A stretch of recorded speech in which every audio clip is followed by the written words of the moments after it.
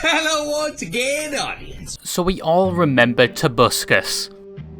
Sorry, I forgot some of my demographic was born after the PewDiePie bridge incident of 2017. What a fucking nice distinguished person. Most of you probably only know Markiplier, Mr. Beast, Queso,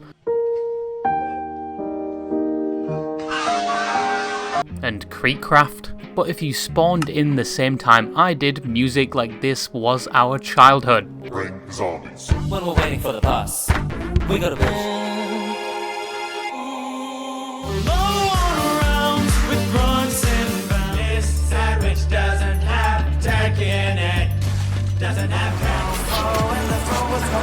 About to bat a battlefield back to 1942.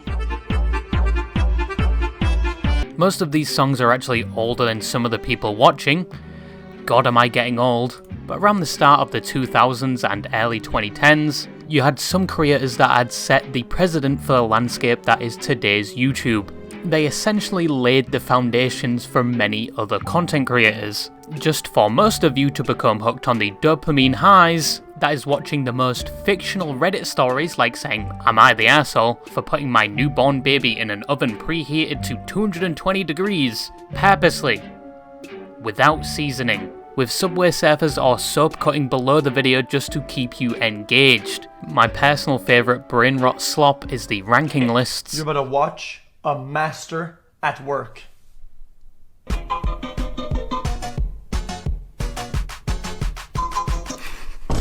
But the early days of YouTube is a nostalgia trip for many of us.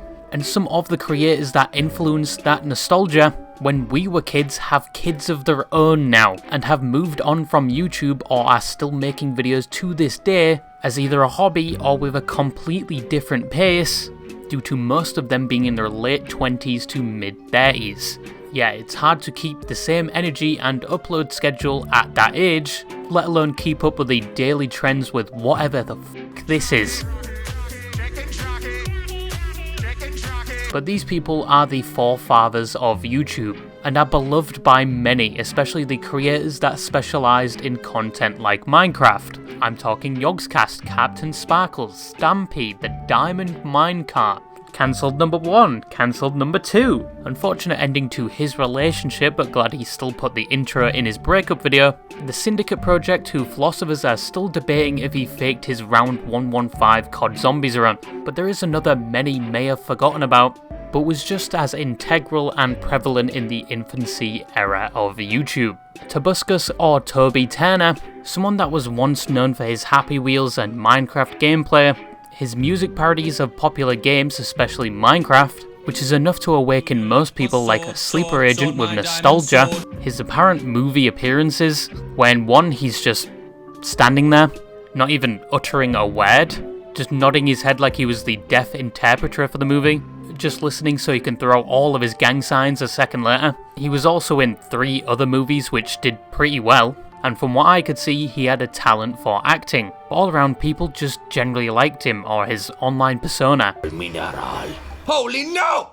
Bounty Jupiter! No! What just happened? Oh, come on! Which was a comedic, light-hearted, goofy guy, and he was well known, respected, and influenced so many people's childhoods, which was a reputation that quickly crumbled due to many controversies and dramas, most occurring behind the facade of his online persona. And in recent years, said reputation has only gotten worse, with questionable uploads that are polarizing compared to earlier content, regular crash outs on other platforms like Twitter, some even happening quite recently, and his political opinion he spreads on his platform. I don't know why it's a requirement for most content creators nowadays to preach their own political takes or combine it with their content or platform. I just want to watch reacts and body cams in peace, but I can't seem to escape it no matter where I look. But this is Tobuscus, or Toby Turner, someone that personally influenced my childhood and someone I completely forgot about till his most recent crash out, and the subject of today's video since I just remembered he existed. But who is Tobuscus? Hello once again, audience. From left off, I had glasses on my head. So Toby Turner was born on the 3rd of March 1985, meaning by the time of this video he would be in his 40s. Toby made his start on YouTube under the name Tobuscus in 2006. Yes, that was almost 2 decades ago. And he was spawn camping YouTube because YouTube was made a year prior and it was not as well known around that period. But his first video was titled What I'd Do with a Remote from Click, a reference and parody of the Adam Sandler movie Click, a movie that has unironically become popular again through YouTube shorts and TikTok clips, despite the movie being very old at this point. It's a good movie though, but even from his first upload you can see his enjoyment for acting, playing characters, and movies, as a lot of his earlier videos are reenactments of movie scenes and skits, but throughout some of his first uploads you can see the personality and characteristics that would later become one of his best selling points. I've been watching Heroes, and all I can think about is, does Claire's hymen regenerate? Is that weird? And Jesus Christ, was he an alcoholic. But for now, Toby wouldn't see any success from these videos, and when he eventually did, it was primarily down to his skills in remixing and producing music, with his earliest success being the video Don't Tase Me Bro, uploaded in September 2007. A remix produced by him of his friend being tased at a university conference, seemingly for something he said or just generally being obnoxious and refusing to leave. You'll be tased if you do not comply! Don't tase me, bro! But who needs enemies when your friend Toby will record you being tased, turn it into a viral success, and then sell t-shirts about said situation? But don't worry. All the earnings supposedly went to that friend that was being tased. The internet was such a simpler time back then. But even with this viral success, it seemed Toby didn't really know what type of content to upload. I mean, this was the start of YouTube, before people were getting paid for it and before anyone considered it a job. But he was experimenting, uploading a variety of videos. From skits to music videos to vlogs to crazy squirrel threesome in HD, my personal favourite. He also gave birth to his own theme song within this time frame. Subscribe. And his wildly recognised animated intro. And he was also communicating and joking around with his audience he had at the time. Well, Viperboy97, I see you can play my theme song. If you call that playing. Every now and again he'd upload viral remixes that garnered more attention to him, but he faced the problem of he had so many viral videos but nobody was really there for him, or his skits. Well, till he began getting noticed for content that was only successful down to his own personality and his music skills. This happened around 2009, so you know the series Everything Wrong With by CinemaSins? It was kind of like that, but in this era. He was just summarising things happening on the screen and the plot of the movie with music and jokes. Round shot helicopter, girl walking to rebel fade out. This extended to popular trends, ads, games, and it worked very well for him, and launched his popularity further than it had ever been. And it wasn't just down to these viral remixes he was making, it was down to the remixes and him. People were even getting interested in his content outside of this series. And he kept going, he struck whilst the iron was hot. Jesus, is Bioshock Infinite that old now? Around 2010 he was doing numbers and actually outshined actual celebrities of that time who he went to school with, like Alan Ritchson, or the Reacher as people would know him, in which he was paid to surprise him and conduct an interview in October 2010, and Alan even exclaimed how much he loved his videos. What are you doing? I'm interviewing you. Get out of here! Nope. You use when you walk down the street because I watch your little videos. Is this a joke? Toby at this time was considered YouTube famous. He'd technically made it. He would get recognised in public, requested to attend certain events, and for those early days of YouTube it seemed like he was everywhere. Why do I remember this? This is from 2013! What the f? And people would watch his content regardless of what he was uploading. He even started his gaming channel, Toby Games, in the same year, uploading Let's Plays of Halo, Fallout New Vegas, and a plethora of other games. Most of those videos also seeing large success. But everything he had done previously would pale in comparison to two things he was about to release in September 2011. That being his Minecraft series and his Biscuit Nugget video. Nugget, biscuit, nugget, and a biscuit, nugget, biscuit, nugget. I cannot explain to you how influential this music was. It was the only thing sang on the playgrounds. It was actually a flex to say you watched the 10-hour version all the way through. And his next song was like a Matisse painting that even rivaled the Beatles. That being the release in 2012 of I Can Swing My Sword. Sword my diamond sword, sword. You cannot afford, my diamond sword, sword. A lot of these songs and animated videos are still to this day sitting at his most popular viewed videos on his entire channel and are what people still recognise him for. Except for the Biscuit and a Nugget 2, that was complete dog shit, terrible sequel. It's like the Megamind 2 of the series, but in 2012 he now had the full attention of the internet, and in the same time reached 2 million subscribers. And once again, things were going very well for Toby. He had a popular gaming channel which shaped many's childhoods. He had a vlog channel which saw similar success. He was on TV at one point. He was in movies, as I mentioned before. He had a successful animated show on his channel. He made his own game which didn't do too well, due to the fact it took way too long to develop and came with a whole host of problems, and the hype just kind of died around it. And sponsors absolutely loved him. But these were the golden years for Toby and his career from 2010 to 2014. As from 2015 onwards, he faced a sort of lull with his growth. But with that being said, he did reach 5 million subscribers on his main channel, which is a feat only few accomplish, but there were no more explosive growths that all of his channels had previously seen, and it could have been down to a number of things.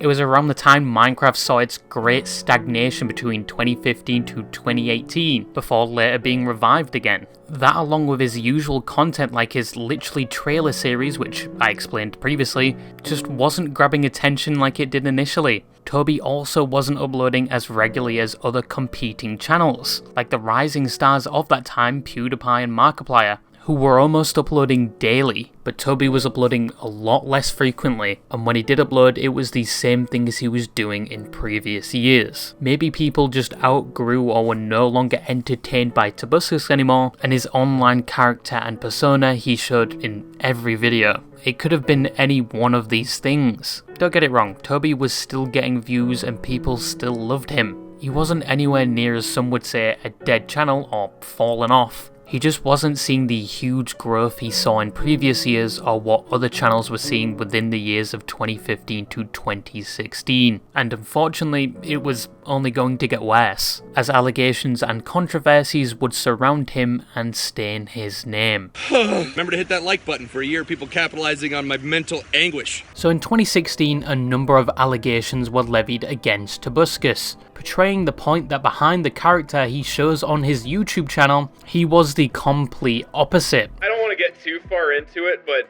people had been hearing that Tobuscus was like a colossal piece of shit for years and years and years before anything came out about him publicly. Yeah. Literally every single place the guy went, he created a bad story about himself. Like, I'll just say that. You know Toby Turner? Of course. Toby Turner was like the Great Gatsby of YouTube at one point, where he had parties every single weekend at his house, and they were like extravagant parties.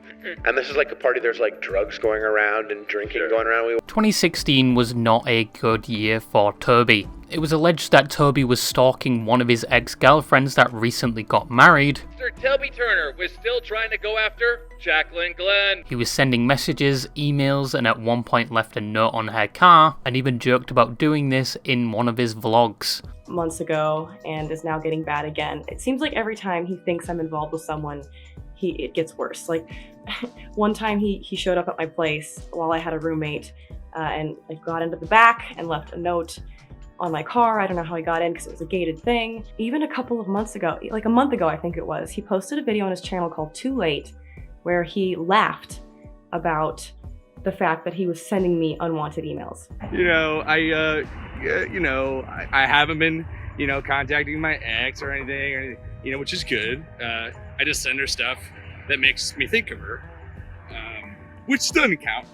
But it's cool because she did respond. She was like, please stop sending me stuff. So it's a good sign. Drama Alert covered the story, which made Toby respond by saying he actually didn't know she was married. Back together after that, but it, you know, didn't work out.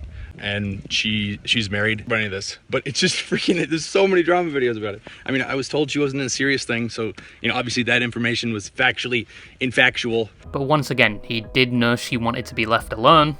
But this claim against Toby would be one added to a pile at the time, cementing the fact that 2016 was the worst year for Toby. Allegations from another previous girlfriend going by the name of F or April Fletcher, who was another content creator around that time period that created covers of songs, in April of 2016 would release a Tumblr post alleging that over their on and off relationship starting from 2011, that Tobuscus was definitely not the light-hearted, wholesome, goofy guy he was previously revered for. The post lists allegations of emotional abuse and manipulative behaviour, physical abuse and non-consensual advances, and rape, claims he had drug problems and at one point drugged hair, and that throughout their relationship had cheated and possibly done things with other females. At the launch of these allegations, other women would slowly come out about their own experiences with Toby, like Amelia Talon, who spoke about similar experiences she had with Toby. He had Molly on his tongue and he kissed me and I didn't know it, and so I had to take it. So I don't doubt that he put drugs into her shot. And multiple other women would come out with their own stories, many suggesting he did have a drug problem.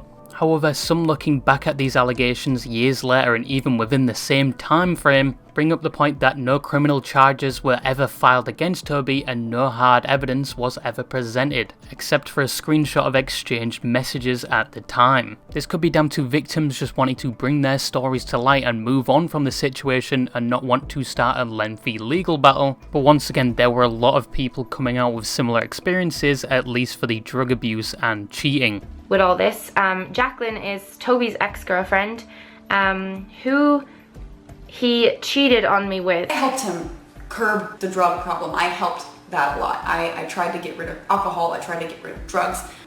One of the things that I heard, and one of the reasons why I didn't really like when he would hang out with April, was because I knew that she was one of the people that introduced him to Molly.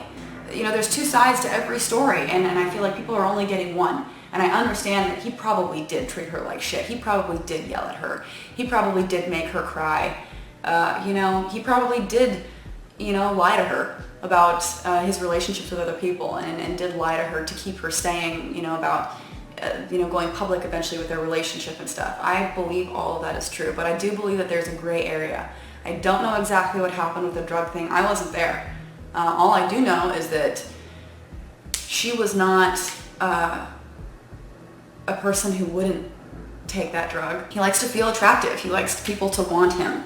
I think that's part of the reason why monogamy is such an issue, because he likes feeling wanted by people. So it's hard for me to imagine a situation where a girl was saying, no, I don't want you, and him being like, too bad. Like, it just doesn't make sense, because like that ruined it for him every time with us. But some did speak out in defense of Toby, like Tara Babcox, who was another content creator and had a short sexual relationship with Toby. She claimed that Amelia Talon's accounts of the story was disingenuous at times, as sometimes she didn't add context, like how she was married when she was sexually interacting with Tobuscus. I was actually the girl that she mentioned in the video who introduced them. And one thing to kind of prove that everything is based on perspective is that she left a lot out in that video. But she didn't mention that when I introduced them, she was married. And she went ahead and slept with him the same day of her own accord, and took Molly the same day of her own accord. But goes on to say that with their personal experience with Toby, he most definitely had a drug and self-confidence problem. But I knew that he was unstable mentally, from the drugs to just really needing that gratification of sex. Toby did deny these claims when they were initially released, but all he said initially was they were not true. I've never done anything without her consent. But he did make a response 2 years later, saying in that video this situation had a lasting impact on him. Have I been a bad boyfriend? Sometimes, yeah. Did I party in my 20s? Yes, too much. Am I over that period of my life now? hell yes. But for 2 years, I felt like I was stabbed in the back and left to die while the world told me it was my fault. I almost gave up. And once again that the allegations were not true, and points to a Tumblr post that attempts to discredit the original victim, which claims she was known to spread rumours about other people, was somewhat obsessed with him, and that some things in her story did not match up with others. But from most accounts of Toby, he definitely did have a drug problem and maybe self-esteem issues. These allegations did have somewhat of an effect on Tobuscus' reputation, and at the time, either down to said allegations or the content he was uploading, Tobuscus' audience wasn't as big as it used to be. He saw inconsistent viewership, which affected future uploads, as in some videos he can be seen going on occasional rants about the YouTube algorithm. Speaking of which, do you happen to know the person who handles the algorithm situation? Because I would just love to go to their house and just ask him a question. But all around, Toby saw no significant growth ever again. But he did see more growth in the hate for him as he began to voice his many controversial opinions. Yeah, N-word, dude. N-word's making a huge comeback, which is great because my ancestors loved it. I mean, I just, I haven't said it yet. In recent years, Toby has been very vocal on his platforms regarding his political opinion and views on other controversial topics. Many relating it to a crash out on the same levels as Kanye, some even saying he's on his Kanye arc of his career, as around the time of 2020, Tobuscus had basically somewhat given up on his main channel. There are entire years he's stopped uploading, but he was more active on things like his Twitter and vlogging channel Toby Turner. He was just kind of going about his life. And yes, you still can't tell from his vlogs if this is his persona or his actual personality. They've sort of morphed together. Man, I like this hat. So funny. But he also began to share his opinion on things like COVID whilst driving, which I feel is just a tad bit dangerous. I don't know what it's like to be in a place where there's still lockdown going on. But, who knows? I mean, maybe it is best to just continue to starve the economy until everyone dies. Sure, maybe there's gonna be a magical vaccine that comes out, puts that chip in you. Oh, just kidding. He talked about the trans discussion, albeit in a sarcastic tone. And if you want some doctor to help you realize your real identity, why not just have him pay him $20,000 to take a scalpel to whichever parts of your body need to fit who you really are?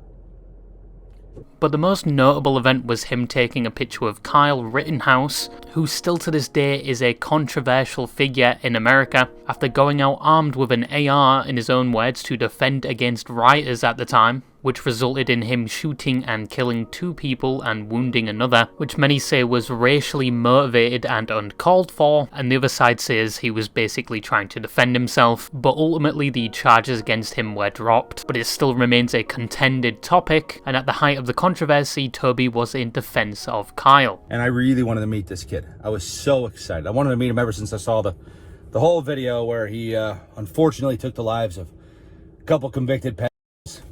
A lot of his videos from this time and even now are just him ranting about controversial topics, and many just label this as he's not doing too well mentally, and that's why he's like this. This eventually did carry over to his main channel where he uploads sporadically, and the quality of videos varies tremendously, and sometimes he uploads just random songs. He more recently was in the mouth of the internet again for saying slurs on Twitter, with an excuse along the lines of, it's just words. And even more recently he was on LolCow Live, hosted by Keemstar co-host Boogie. But every time I see Boogie on this show, it has to be some sort of like humiliation ritual with how they treat him. But Toby joined the show, where I don't know if the age is showing, but he struggled to turn his camera on in the Discord for about 10 minutes. And he talks about his dog dying, which...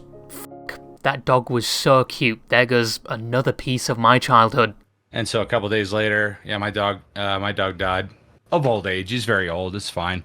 And I got his shirt on right now. It's very sad, but it sucks, dude. It sucks. And he continues to talk about some of his past controversial takes and says sometimes he is trolling, probably especially on Twitter. What's going on with the crazy tweeting? Because people think that you're like losing it or something.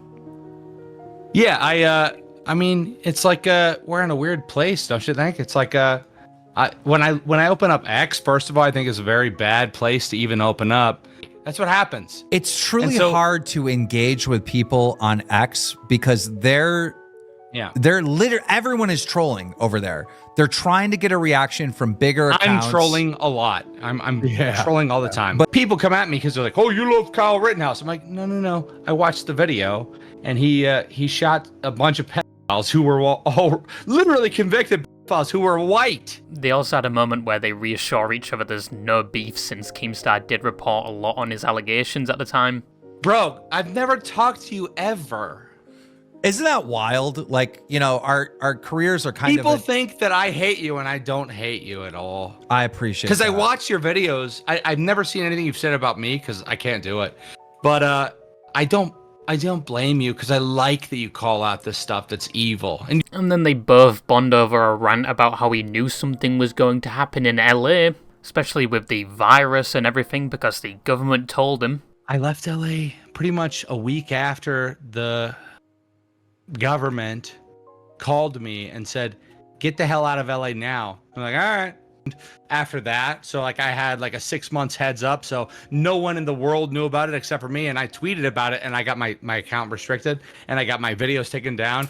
I You know what I'm talking about? I know things that only I know, and you are telling the fucking truth. But a lot of people did not like some of the takes and stuff he's been posting online, but admittedly some people have been resonating with the things he says. But I would have not have thought the Toby 10 years ago would basically be the same Toby, same character, just more political and controversial. It is definitely polarizing compared to his previous content. But Toby is still doing things off camera. As he mentioned on LolCow Live, he is a part of a few projects like a game, so we haven't seen the last of Tobuscus yet, and I am interested to see what else he is going to do.